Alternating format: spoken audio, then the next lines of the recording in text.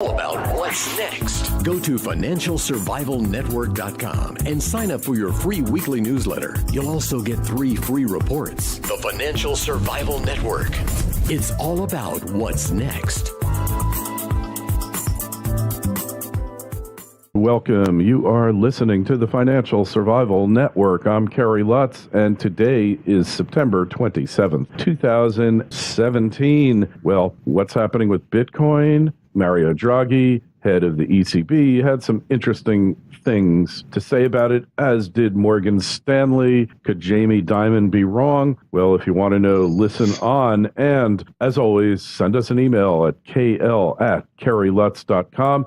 And Andrew Hoffman is with us now. Don't forget his new site, cryptogoldcentral.com. Andy, welcome back. Well, thanks as usual, Kerry. And yes, Crypto Gold Central has now been around for just over 2 weeks. There are more than 130 unique blog posts. And these are, things that people know me know. There's a lot of writing and thought that goes into it. This is some serious stuff, mostly about Bitcoin, also about gold. But I want people to realize now that my focus now is Bitcoin and cryptocurrency.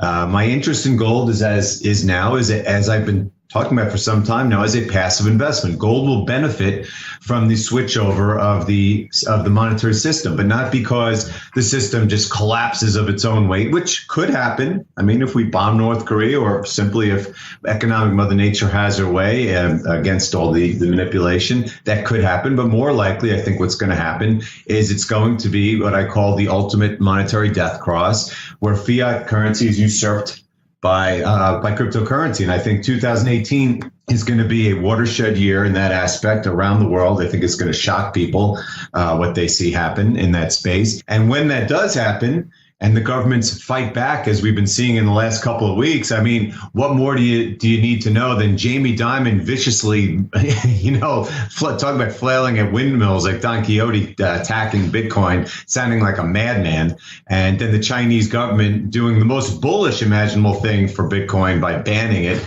and kind of like telling a teenager that he can't drink or that he can't smoke pot or something like that, except 1,000 times more important and relevant. And you have all these things going on at once. And in the background, gold will just sit there, and eventually the government will say, why are we spending our time? No one even cares about it anymore. And we don't even have any gold. And so let's just focus double our Don Quixote efforts at attacking Bitcoin. And then gold will be $10,000 and no one will care and you'll get to enjoy it. And that's the end of the story. But in the meantime, the big stories are not about whether the Fed is going to raise rates, or Janet Yellen is wary of whether the Fed should go faster or slower. Janet Yellen is about to be fired in the next month. And even if Trump is tweeting about North Korea, because look, either do it or don't do it. If you bomb North Korea, it's the end of the world. There will be World War III, and that will be the end of Tokyo and Seoul, and pretty much all the fiat currencies will be shot to hell if you do that. And if you don't do it, then nothing has happened. It's just a bunch of talking. So what is going on, people? What you need to focus on is the role that cryptocurrency is about to take in the world. 2018 is going to be the year where people forget about the dot-com. In fact, the dot-coms are already receding into the back of my memory, given how powerful this move is starting to be in cryptocurrency. And I think 12 months from now, when we look up and the whole world is talking about crypto, and the whole world is talking about why did we ever trust these fiat currencies in the first place, then you'll realize why I started this website and why I'm as energetic as I am right now. Yeah, well, you're definitely energetic, Andy. Nobody can deny that one, that's for sure.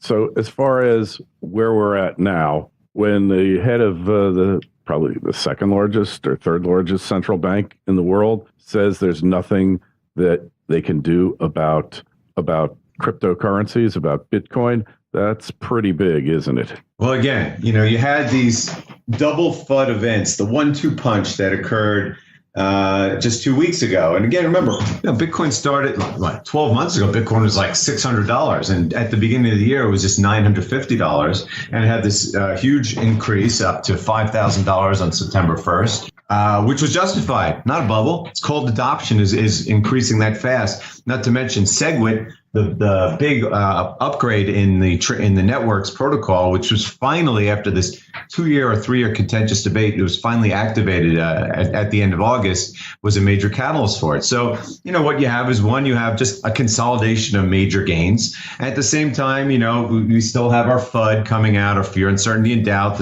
It's always from China this, China that, China's going to ban this. Good China. China, you've destroyed the world economically with your Ponzi scheme economy. And now by banning Bitcoin, you just put like the turbochargers into it. So good for you.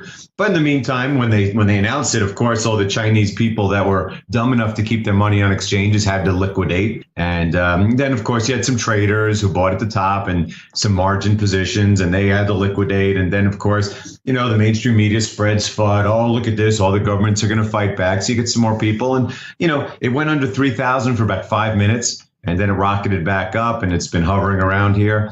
And then at the same time, right as that happened, you have Jamie Dimon, who's probably maybe one of the worst people the planet's ever produced, one of the biggest white collar criminals and sociopaths, coming out with shift-like comments about Bitcoin, just absolute ridiculous propaganda. Makes absolutely no sense at all because he's scared. This is what I've been saying all along. The government is going to fight, is going to stop worrying about gold. I mean, they're still holding it down in the markets, but they're not focusing on it. They're now they're fearful. They're fearful of Bitcoin because Bitcoin is becoming so powerful. So they got their Jamie Dimons attacking it, and they got the Chinese government banning it, all this. And then, bam, 2 weeks later, it's all over. That's it. Not even 2 weeks. It's all over. This morning you had, for people who are into conspiracy theories, which everyone knows I'm not, to see Mario Draghi make comments like that this morning, I'm like, wow, does he actually want Bitcoin to see? Does he realize what he said this morning? He can't be that dumb. He can't realize that what he said this morning wasn't a wildly bullish. As bullish of a statement about cryptocurrencies I can imagine, when he was asked at this official hearing, what do you think of Bitcoin? Like the Chinese, can you regulate it? And he said, no, we have no power to do that. That's what he said. The ECB, the second, you imagine if Janet Yellen said that? What would the price would probably be up to 5,000 if Janet Yellen said that this morning? That's a big deal, and it's going to reverberate through the markets, and it's pretty much cleaned out all the weak hands and the margin sellers from the ridiculous FUD statements as we move toward the end of the year. And then just hours later, the CEO of Morgan Stanley, which, it's ironic because Morgan Stanley was at one point a sister company of JP Morgan. He comes out and says, Jamie Dimon is wrong. Bitcoin is real. It's not a fad. And anonymous currencies are something to be watched. It's absolutely amazing what's going on. That's how fast the news cycle is. I wrote an article in my private content. Again, 130 posts in my blog in just 2 weeks. People, take the 7-week free trial. It is freaking amazing. Picture all the way that I am talking, writing, but focus on something that I know is working and is going to change the world, and it's going to do so now. I talked about positive resolution. I said gold, they never let it have a positive resolution. It was about to break out. They smash it again. Bitcoin always has a positive resolution because nothing can stop it. And that's why it's breaking out now. And 2018, you won't believe what's going to happen. I wrote about how the capital budgets based on the SegWit upgrade alone, the technological spending on CapEx is going to be explosive, and that Wall Street is going to enter. You're going to have new options being traded that have to be backed by physical. They're not going to be able to be margin, fractional reserve. You're also going to probably have ETFs that are approved, all kinds of stuff coming into the space. In 2018, I see that one of the biggest hedge fund managers is starting a $500 million cryptocurrency fund starting January 1st. It's going to be like nothing anyone has ever seen before. And people like Mario Draghi are just going to be sitting there staring at it. Pretty soon, I say central banks aren't even paying attention to gold. Pretty soon, people won't even be paying attention to central banks at all. They're going to be paying attention to Bitcoin and cryptocurrency as it takes over the world. Yeah, well, the trend is definitely in place. Nothing goes straight up, obviously. So where's it all end, Andy? Well, again, it's the beauty of being in this business is, especially now that I can speak freely. I don't have to be pigeonholed into one aspect of the world.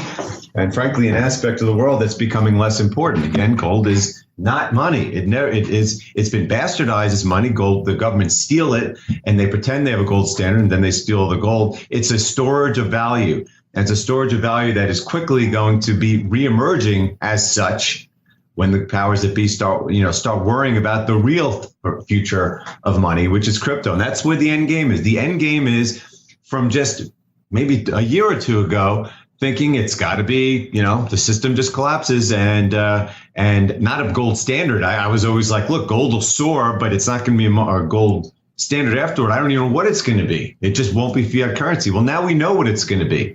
With certainty, it will be cryptocurrency. And Bitcoin will never, I love when people say, Bitcoin is the first, so it can't be the best. Remember what happened to Netscape and AOL? No, it's the first for a reason, and it's the biggest and best, and it has a network effect that will never be surpassed.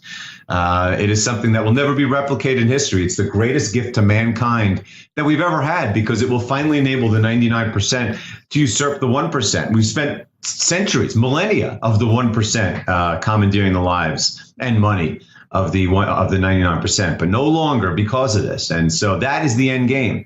And I was asking this morning, I was writing about, well, is the rise of crypto and Bitcoin going to be at the expense of the fiat legacy system, or is it going to be in addition to it? Meaning, are we going to have like a 2008 crash where everyone sells stocks and bonds and buys Bitcoin, or is it just going to supplement it? And my answer is, look, the money printing machines will only get stronger. That will never end. But I think it's simply a matter of, in real terms, the market value of cryptocurrency will absolutely explode relative to legacy markets.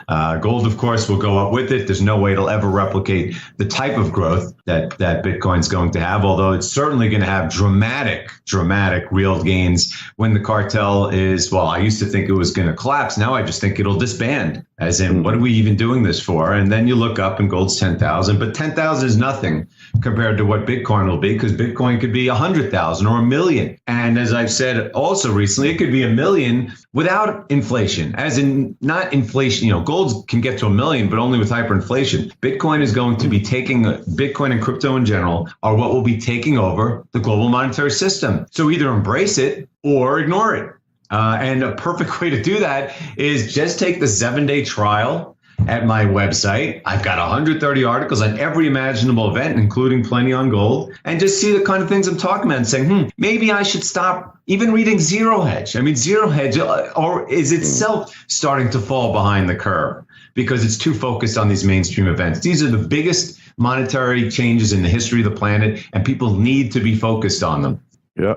Well, it's interesting. So of the cryptos out there, what are the top 5 besides Bitcoin? Okay. Well, I will only own 2 right now. Mm-hmm. That might change. I have Bitcoin. I have Litecoin to a much lesser extent. I write everything. Is Litecoin silver to Bitcoin's gold? Absolutely. And by the way, I've also written how I no longer believe silver is going to be a part, have the same kind of monetary role as it has in the past, because people are realizing in this world of cryptocurrency that the way to store value is, the future is storing huge amounts of value in small packages.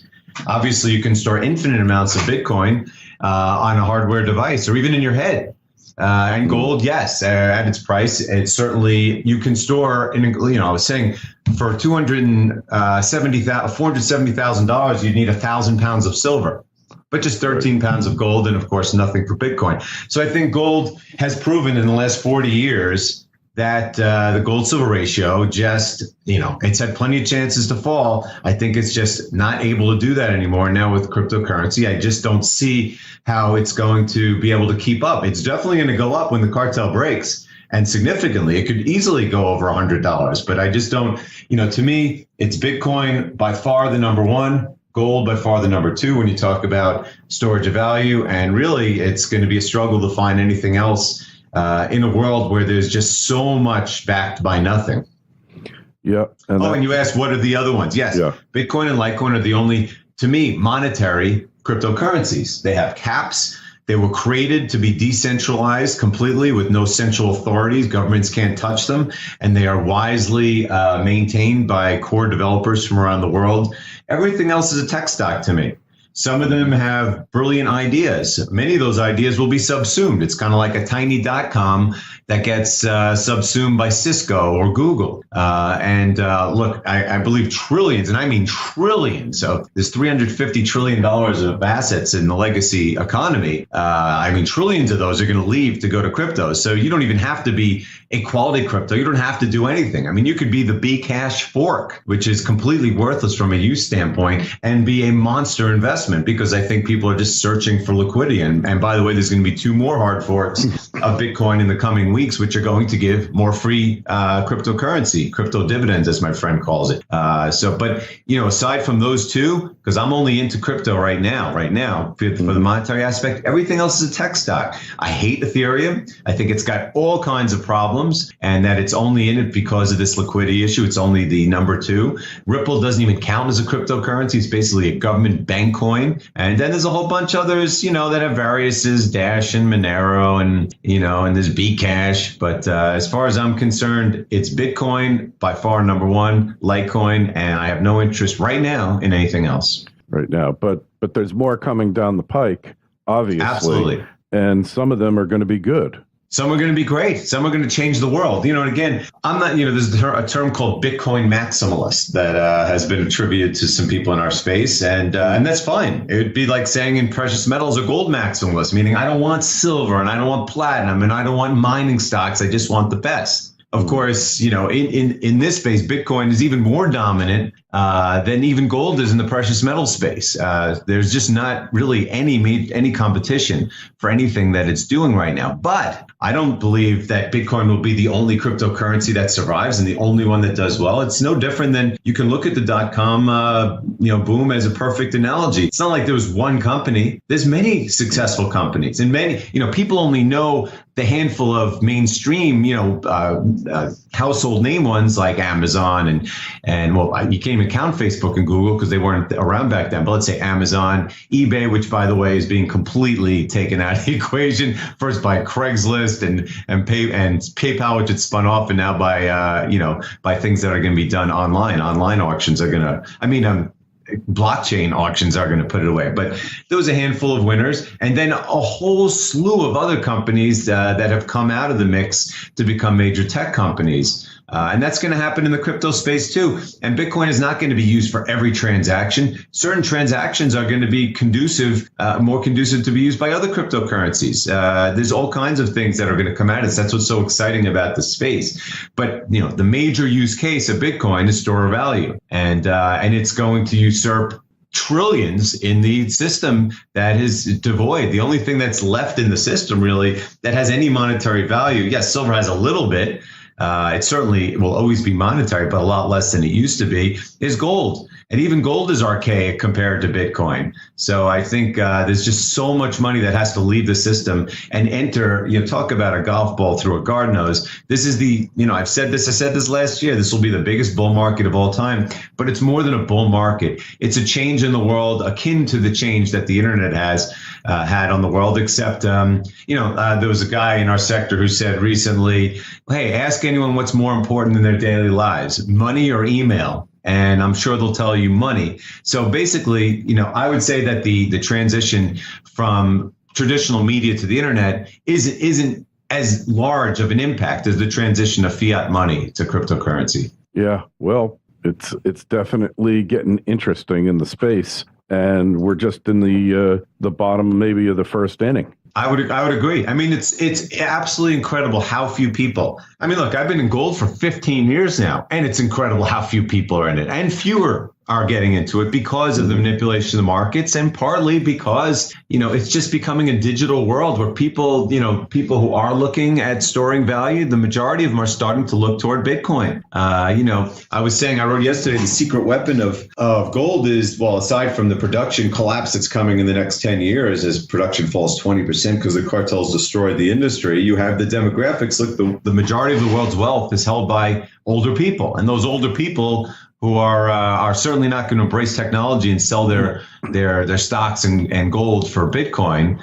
They don't need to. They'll take those kind of risks. So that's going to keep demand for gold going for a long time. But then that money is going to be bequeathed to young people. And the secret weapon of Bitcoin is the youth, because the youth and their children are going to be in a digital world. I mean, my 5-year-old daughter already is more proficient in computers than most people who are in their 60s and 70s. It's truly incredible, and the technology savviness that they have, it's going to drive a whole new change in the way the world views financial markets and the way that they view everything. And so that end game, this is not an end game that's years from now. I mean, anyone think about where we are in cryptocurrency today versus where we were 12 months ago. No one even heard of it. Today, people have heard of it, but the tiniest, if 1% of the U.S. population has a knowledge or interest in gold, I would say a tenth of that has a knowledge or interest in Bitcoin. And right now, there's only a handful of people in the world who have any material amount of Bitcoin. So I would say that you're going to see an education and explosion of adoption and interest in this space, unlike anything in the history of mankind. Yeah, well, that's pretty heavy. I mean, that's big. That is major. Probably the biggest thing ever, if that's the case.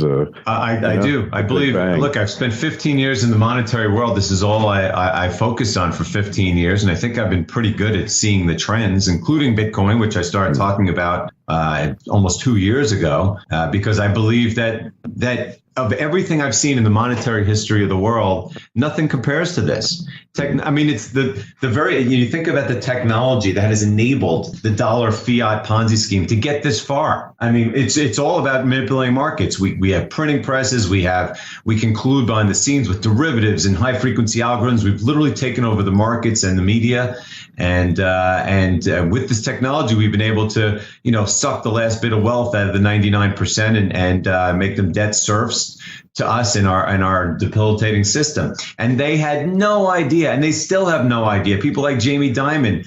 I don't believe Jamie Dimon is aware. I really think he's so caught up in the celebrity of being like a famous white collar mobster partnered with the big central banks in the world. He has no idea what is about to hit him.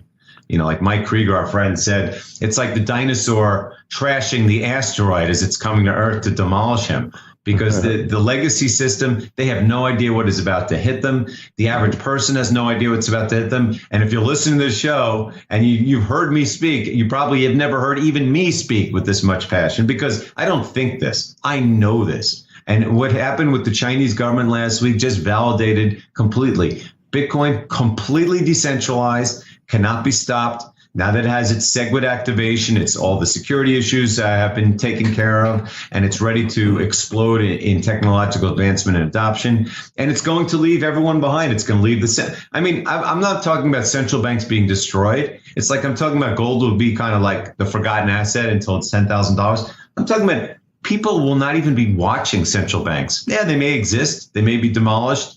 No one will care, because it's the decentralized system. I wrote 2 years ago. I wrote decentralization is the future of value. It's the future of government. It's the future of everything. Centralization has destroyed the world. Decentralization will save it. Yeah, we can only hope. Well, Andy, just tell us again where to find your work these days. Yes, CryptoGoldCentral.com. It's been online for just over 2 weeks. It is spectacular. Come in, join the community. Go to my Twitter handle, Andy_Hoffman_CG. And on the website, take that free 7-day trial. Explore the article. Send me messages at ahoffman@CryptoGoldCentral.com. And join the future of money on the Sound Money blog of the 21st century. All right. Hey, and any questions, comments for myself, Andy, send us an email, kl@kerrylutz.com, Twitter feeds @KerryLutz, and the Facebook page is Financial Survival Network. And Andy, we'll talk to you next week. Absolutely. FSN Radio. It's all about what's next. Go to financialsurvivalnetwork.com and sign up for your free weekly newsletter. You'll also get 3 free reports. The Financial